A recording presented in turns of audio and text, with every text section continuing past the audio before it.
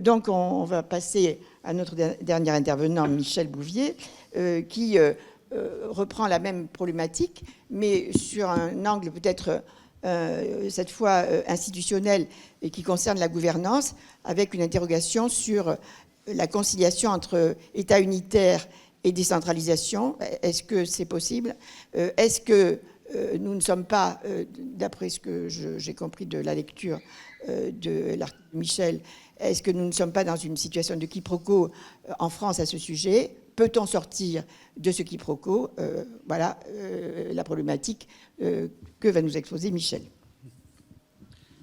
Bien, merci.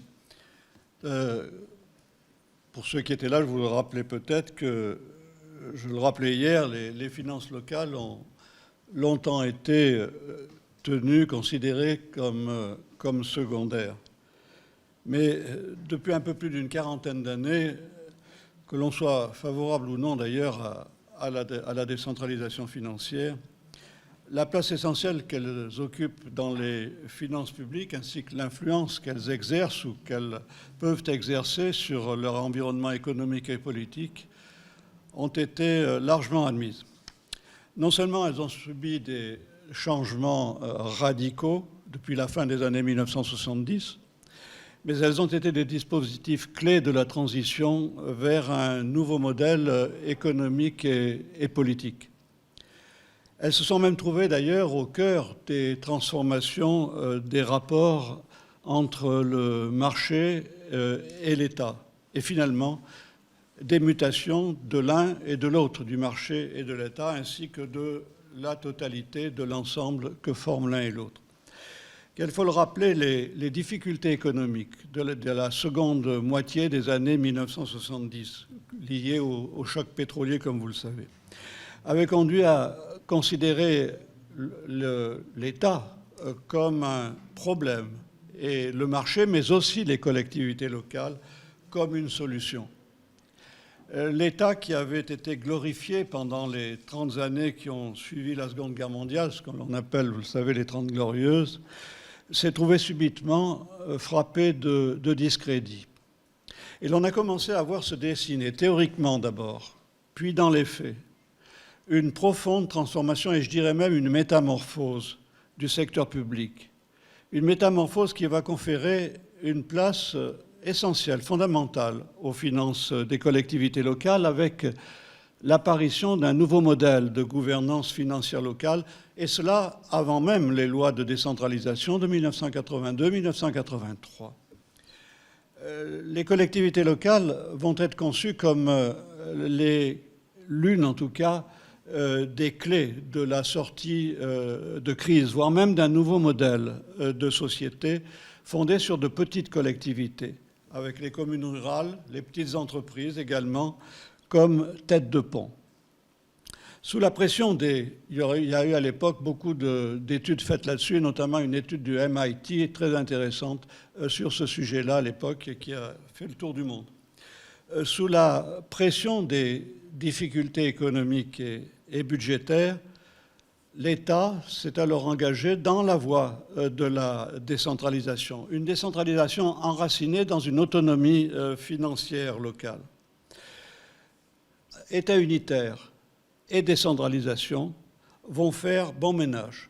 Elles vont faire bon ménage tant qu'aucune formalisation juridique claire de cette autonomie financière ne sera apportée.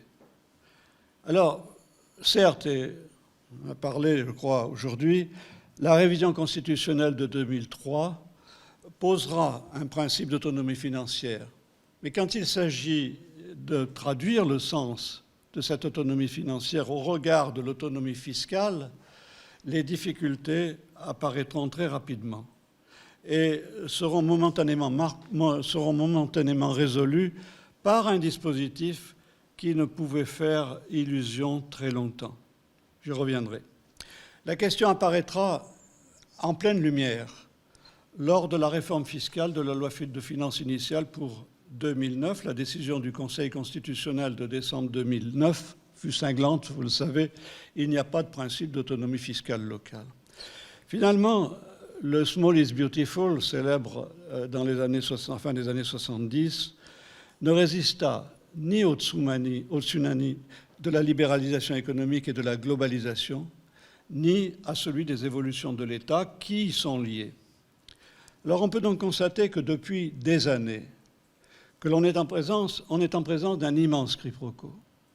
L'autonomie financière ne suppose pas forcément l'autonomie fiscale, contrairement au vu de la plupart des partisans de la décentralisation. Plus encore, on est face à un double quiproquo. On est face à un double quiproquo, l'un qui porte sur une décentralisation politique dépassée par les mutations du modèle économique, ce sera ma première partie, et l'autre sur une décentralisation financière dépassée par les mutations du politique, les mutations de l'État, ce sera ma seconde partie. Donc, tout d'abord, le quiproquo de la décentralisation politique. L'autonomie financière locale, je l'ai dit, est dépassée par les mutations du modèle économique. Alors, sous l'impulsion de différentes écoles économiques, celle du public choice, qui concerne plus particulièrement les finances publiques, ou encore de l'ultralibérale école libertarienne et sous l'autorité d'économistes comme Frédéric Hayek. L'idée est soutenue au cours des années 1970-1980 qu'il convient de substituer aux politiques keynésiennes, conduite jusqu'alors, vous le savez, une politique libérale, pas n'importe laquelle, libérale classique, impliquant par conséquent un retrait de l'État. À cet égard, il était prôné que les collectivités territoriales prennent une part plus importante des responsabilités dans la dynamisation du tissu économique. C'est un des points essentiels de l'école libertarienne, c'est aussi un des points essentiels de l'école du public choice. La décentralisation est devenue ainsi l'un des concepts majeurs des théories économiques libérales. L'un des concepts majeurs de ces théories dans lesquelles, sans qu'il soit question de leur accorder un champ d'intervention pouvant porter atteinte à la liberté du marché, ce qui serait contradictoire avec les thèses professées, elles ont été pensées comme susceptibles de participer activement au développement de l'économie, soit en l'accompagnant, soit en l'insufflant. C'est dans ce même cadre d'analyse que d'administrateurs ou de bâtisseurs qu'ils étaient jusqu'alors, les élus locaux ont été appréhendés comme ayant vocation à susciter et catalyser les énergies pour impulser le développement économique de leur territoire. C'est aussi dans ce contexte que l'autonomie financière locale a été considérée comme un élément de première importance pour générer ce développement et contribuer à son essor. Par ailleurs, selon cette logique, le secteur public local doit non seulement s'intégrer au mécanisme du marché économique, mais il doit aussi le faire en s'inspirant des modes de gestion de l'entreprise privée. Autrement dit, l'autonomie financière locale, fer de lance de la décentralisation, s'intègre dans la production d'un modèle économique qui passe par une déconstruction de l'État et une reconstruction par le biais, théoriquement en tout cas, de la décentralisation. Mais une déconstruction de l'État, trop rapidement, je crois, confondue avec une modernisation de l'État. Ainsi, le développement économique local constitue un dispositif clé, contribuant à inscrire les finances locales dans une logique qui intègre, voire même transforme d'ailleurs, la décentralisation administrative et politique en un processus économique. Il a pris son essor, ce phénomène, à la fin des années 1970, dans le cadre de ce que l'on a cru, je l'ai dit, être un remodelage de l'État, mais qui ne fut pas immédiatement perçu dans toutes ses dimensions. Le contexte de l'époque, il faut le rappeler, était marqué par une dynamique décentralisatrice, liée à l'urgence tout à fait matérielle, tout à fait concrète, de remédier à la désindustrialisation des territoires provoquée par la crise économique des chocs pétroliers auxquels j'ai fait allusion tout à l'heure, de 1973 et 1979. C'est alors que s'est affirmée la conception d'un développement économique endogène et ascendant, et non plus exogène et descendant, c'est-à-dire de l'État vers les collectivités locales, c'est-à-dire top-down, comme on dit aujourd'hui. C'est aussi dans ce cadre que les élus locaux ont été appréhendés comme devant être, je l'ai dit, des animateurs économiques, aidant à la mise en place de synergies, de coopération entre acteurs publics et privés. Il y aura d'ailleurs à l'époque des chartes de développement et d'aménagement pour les collectivités locales, pour le développement local. Les collectivités territoriales se sont alors trouvées au centre d'une coproduction du développement économique, d'une coproduction allant à l'encontre des habitudes, des mentalités également, fortement marquées par le clivage public-privé, ainsi d'ailleurs que par la présence forte, la tutelle de l'État.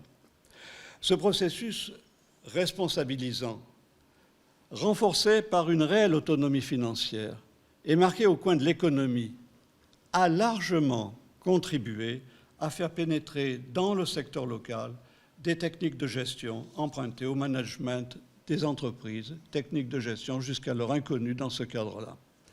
Elles ont ainsi contribué à la construction d'un nouveau modèle économique et politique et à la naissance d'une nouvelle classe d'élus, mais aussi de fonctionnaires locaux. Il y a eu, dans cette période-là, la création de fonctionnaires locaux oui, qui étaient spécialisés dans le financement des collectivités, dans les finances locales. Autrement dit, une culture inédite de la gestion publique s'est alors progressivement installée et s'est développée avec pour axe essentiel une adoption des instruments du management pris au secteur local. Deux cultures ont donc été progressivement, peu à peu, été amenées à cohabiter. D'une part, une culture juridique ancienne, reposant sur un certain nombre de principes essentiels et procédant plus largement d'une tradition politique, puis c'est-à-dire celle de l'état de droit, parlementaire, démocratique. D'autre part, une culture de gestion nouvelle pour les administrations d'État ou locales, qui relève quant à elle d'une conception économique de l'action publique. Alors une observation attentive montre que la mise en place des premiers dispositifs de gestion, avec notamment leur fer de lance qui est la comptabilité d'exercice, s'est poursuivie vers celle d'instruments de plus en plus sophistiqués. On en fait du contrôle de gestion, du contrôle interne, etc. Vous le savez bien. Autrement dit, c'est progressivement dessiné un espace local qui n'est plus seulement un espace d'administration, mais qui est aussi un espace de gestion. Une ère inédite de la gestion publique est née, et cette mutation n'a pas été, alors, déjà pas mal de temps maintenant, n'a pas été sans conséquences. Elle n'a pas été sans conséquences, certes, sur la gestion locale, mais également sur ses fondements de cette gestion locale. Elle en a modifié le sens, en l'inscrivant dans une logique entrepreneuriale et de marché. C'est un nouveau paradigme qui a pris forme, sans être pour autant définitivement stabilisé. Ça n'est pas encore stabilisé. On peut encore constater beaucoup d'hésitations, de tâtonnements, une ambiguïté même, qui résulte de la difficulté à intégrer les procédures classiques de la gestion publique et celles de l'entreprise. C'est particulièrement vrai d'ailleurs dans le secteur de la comptabilité publique. Cependant, on peut constater que les collectivités locales se sont très rapidement trouvées au cœur d'un processus relevant d'une logique implacable, allant dans le sens d'une remise en cause de dispositifs qu'on aurait pu penser inébranlables. Au final, ces évolutions économiques, gestionnaires, traduisent les très profondes mutations du secteur local, mais elles sont aussi révélatrices d'un quiproquo. Qui a pu s'installer ce quiproquo au regard de l'invention d'un nouvel ordre politique fondé sur des collectivités territoriales au large pouvoir financier. Mais l'on est également en présence, je l'ai dit en introduction, d'un second quiproquo. Le second quiproquo, c'est la seconde partie, qui concerne une autonomie financière locale, je l'ai dit, dépassée par les mutations de l'État. Longtemps considérée comme la pierre angulaire de la décentralisation, L'autonomie financière locale, synonyme de responsabilisation, fait depuis quelques années l'objet d'une menace, tout au moins d'une menace dans sa conception initiale, c'est-à-dire celle qui associe autonomie de gestion et autonomie fiscale. En effet, les nombreux colloques, mais aussi les nombreuses expérimentations, les multiples initiatives locales qui jalonnèrent la marche de la décentralisation dans la seconde moitié des années 70 et tout au long des années 80, illustrent parfaitement la grande créativité qui fut celle de l'époque. C'est une époque très créative dans ce domaine-là. Toutefois, cet élan créatif se heurtera très vite à une question majeure, restée en suspens, jamais traitée de fond. Je veux dire par là celle des rapports financiers entre l'État et les collectivités territoriales. L'autonomie financière, proclamée dans les années 1970-1980, ne sera juridicisée, je l'ai dit de manière d'ailleurs très ambiguë, qu'en 2003. Et relativement, ça a pataugé pendant un certain temps, beaucoup de demandes au Conseil constitutionnel, très vaseuses, etc., jusqu'à ce que les politiques décident également de prendre la main. Et relativement éclaircie cette situation en 2009, comme je l'ai dit, après avoir été progressivement grignotée au fil des ans, cette autonomie financière. En 2003, l'autonomie fiscale était déjà largement atteinte, je vais y revenir. Le sujet est très politique sur le fond. Il est très politique car il est très lié à l'idée que l'on se fait de l'État, c'est-à-dire du politique. Il n'a jamais été simple, mais il se complique maintenant considérablement dans le contexte actuel, car il est en étroite relation avec la nécessité de faire en sorte que les finances publiques soient soutenables, ce qui déplace la question vers le champ économique. Par ailleurs, on le sait, les finances publiques forment un système global au sein duquel interagissent celles de l'État, des collectivités locales, de la sécurité sociale, etc., vous le savez. Mais cela peut-il justifier de reconsidérer l'étendue et les limites de l'autonomie financière locale? Il est important de rappeler qu'en France, c'est à la périphérie de l'État et non au centre que le phénomène de responsabilisation des acteurs financiers publics a commencé à voir le jour. Ce n'est pas avec la LOLF que le phénomène a commencé à voir le jour. Il faut savoir que dès 1976, une rupture avec la pratique infantilisante des prêts spécifiques, de même que des dotations spécifiques d'ailleurs, a été amorcée.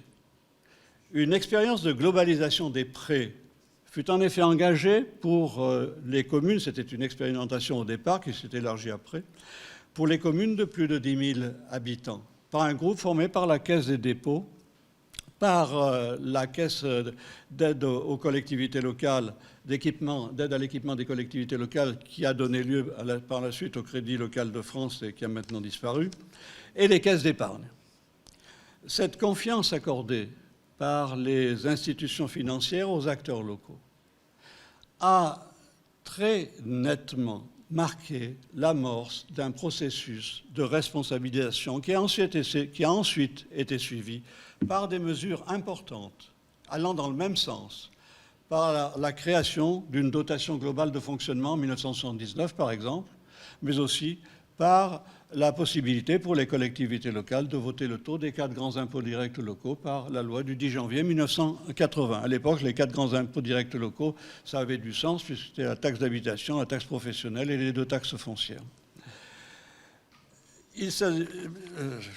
Bon, je saute un passage parce que je crois qu'il faut insister ici sur le fait qu'il allait de soi que l'autonomie financière se définissait par l'association de l'autonomie fiscale, caractérisée par des impôts propres, avec la possibilité d'un voter le taux, et de l'autonomie de gestion des moyens de financement, c'est-à-dire la libre utilisation du produit des impôts, ainsi que des dotations et d'emprunts globaux et éventuellement de produits du domaine.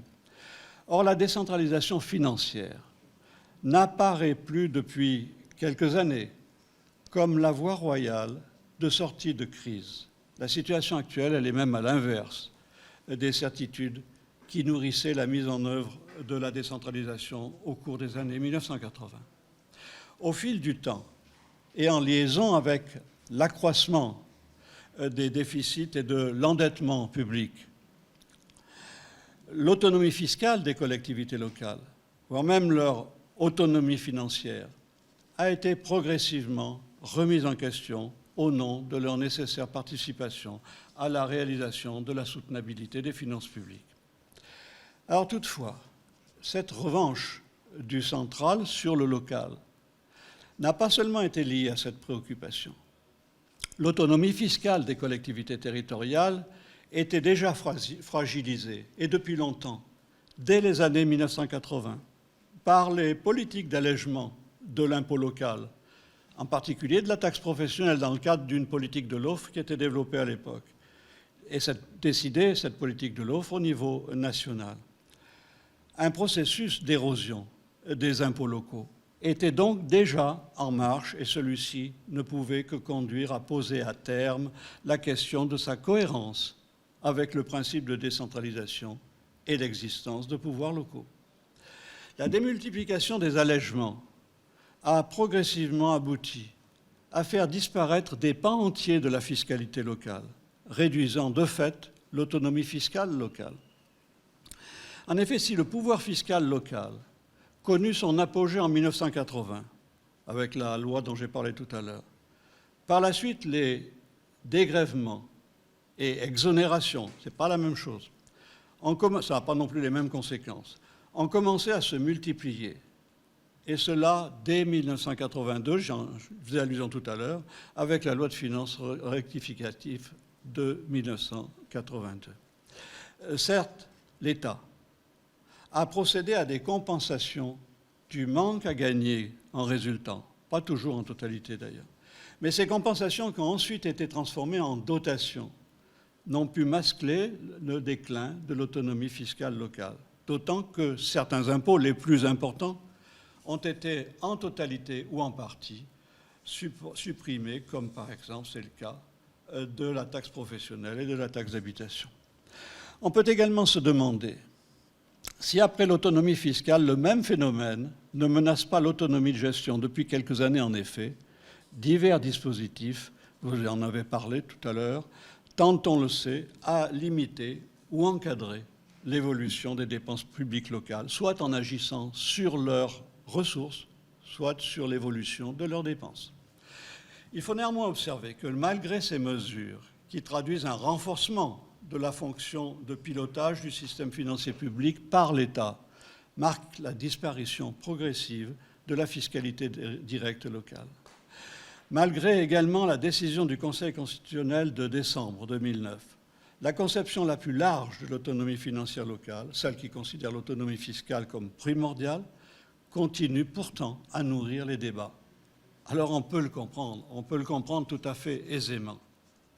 En effet, si l'on considère que l'origine et la puissance de tout pouvoir politique sont largement déterminées par la définition d'un pouvoir fiscal relativement autonome, non pas par la seule libre gestion de moyens financiers procurés et concédés par d'autres, par l'État ou par d'autres financeurs, il semble naturel que la question de la gouvernance financière locale en vienne à se cristalliser autour d'un débat principalement axé sur l'autonomie fiscale des collectivités locales. On est toutefois là face à un quiproquo, ou pour le moins face à un brouillage en tout cas, du sens de l'autonomie financière qui ne fait pas l'objet d'une définition unanime, ou si l'on préfère, qui ne fait pas l'objet du même imaginaire par rapport au système politique. Et cela alors même qu'elle tient depuis toujours une place centrale dans les discussions relatives à la libre administration des collectivités territoriales. Il y a là une source d'incompréhension qui ne peut se résoudre sans que l'on s'interroge de manière explicite et sans préjugés sur la question. On peut certes, au vu de la réalité fiscale locale, ainsi que d'un certain regain d'intérêt pour l'État, se demander si l'autonomie fiscale des collectivités territoriales n'est pas devenue anachronique dans le monde d'aujourd'hui. Ou bien n'est-ce pas plutôt le sens et la forme de l'autonomie financière qui doivent être repensées. Ne faut-il pas la redéfinir face à la nécessité de réguler le système financier public dans sa globalité? Ne faut-il pas aussi repenser les impôts locaux? Et puis au final, n'est-ce pas plutôt le processus de décision qui est l'enjeu majeur, processus de décision concernant le système financier public? Et je crois que c'est là une question d'essence fondamentalement politique, dans la mesure où elle porte sur l'organisation du pouvoir fiscal, qui est l'un des fondements essentiels du pouvoir. Plus encore, il faut aussi souligner que la réalité financière locale déborde très largement maintenant ces cadres organiques traditionnels, en se trouvant enserrés dans un maillage de structures publiques, privées, et donc de rapports, d'interrelations, source d'une complexité de plus en plus grande. Un tel ensemble pose de manière cruciale la question de sa maîtrise, de son pilotage, c'est-à-dire de son contrôle, pas d'un contrôle de régularité, évidemment, mais de son pilotage. Sa régulation devient incertaine du fait de l'autonomie relative des différents acteurs et se pose là encore une question d'ordre politique, celle de l'État.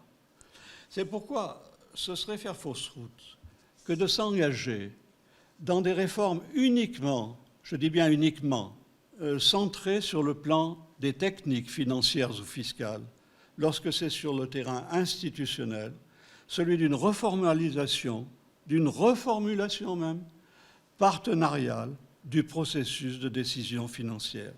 C'est là que se joue l'essentiel. Cette voie, celle d'une normalisation de l'inclusion des finances des collectivités locales au sein d'un système complexe, n'a pas encore trouvé de cadre institutionnel. Il n'existe pas de dispositif solide permettant d'assurer une cohérence des décisions prises par les unes ou par les autres.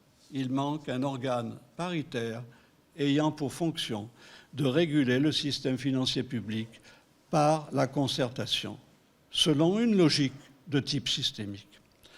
Enfin, toujours selon cette même logique de type systémique, il serait pertinent de reconsidérer le bien-fondé de la politique de fusion des communes qui fut portée par une volonté d'atteindre un point optimum d'efficacité de la gestion. Je me souviens des débats des années 80 à ce sujet-là. Mais faisant fi à la fois du fait que la variété d'un système est nécessaire pour répondre à la diversité des problèmes qui se posent à ce système, au fait que la proximité du citoyen vis-à-vis de son espace de vie quotidienne et de ses représentants est essentielle à la démocratie. Je crois qu'il serait utile de lire ou de relire un auteur qui a été un peu trop oublié à mon avis, qui était, mais certains d'entre vous le connaissez bien, Maurice Bourgeol. Les travaux de Maurice Bourgeol sont des travaux extrêmement intéressants à mon avis à relire aujourd'hui. C'est bien finalement la pertinence des processus de décision financière publique qui est en cause. Conçus dans des contextes économiques, sociaux, politiques largement différents de ceux d'aujourd'hui, ils ne sont plus adaptés aux enjeux d'une société en perpétuelle recherche d'équilibre, et ça va durer. Et du coup, source de multiples quiproquos. Autrement dit, il s'agit de refonder l'autonomie financière locale, la décentralisation et l'État, ou si l'on préfère, le politique, dans un contexte national et international à haut risque. Merci beaucoup.